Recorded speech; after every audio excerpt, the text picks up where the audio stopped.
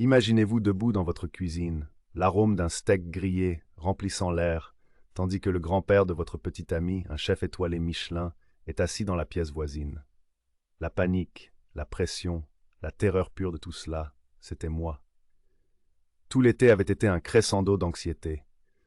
Le poids de la visite imminente m'avait poussé à envisager un plan audacieux, faire passer des plats à emporter pour ma propre création culinaire. Mais une partie de moi, courageuse ou peut-être insensée, s'est rebellée contre cette idée. J'ai décidé de manier la spatule moi-même.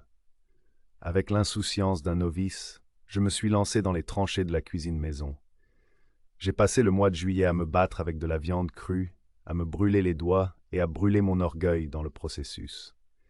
Il y a eu des désastres, des triomphes et de nombreuses erreurs. Mais j'ai appris.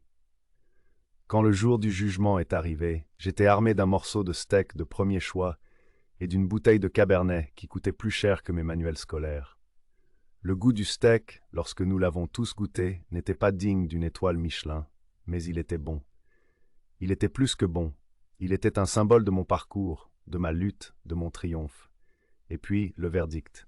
Il a dit que le steak était bien, juste bien. Mais ses actions ultérieures ont parlé plus fort que les mots. Le lendemain, lui et moi sommes sortis pour des burgers et des bières, formant un lien autour de viande grillée et de boissons fraîches. Nous avons ri, nous avons discuté, et pendant un moment, j'ai oublié qu'il est un chef étoilé Michelin. Il n'était qu'un homme, appréciant un repas avec le petit ami de sa petite fille. Alors que je suis assis ici, légèrement éméché et souriant aux premières heures du matin, je suis soulagé. Je n'ai pas seulement survécu à la visite. Je l'ai apprécié. J'ai émergé victorieux, mes compétences en cuisson de steak améliorées et ma relation avec le grand-père de ma petite amie établie. Et même si mon plan d'imitation de Steakhouse reste pour l'instant en suspens, je n'exclus pas sa mise en œuvre future.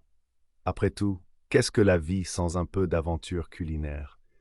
Et quant à ma petite amie, disons simplement que je l'aime, elle et son grand-père chef étoilé Michelin, encore plus maintenant.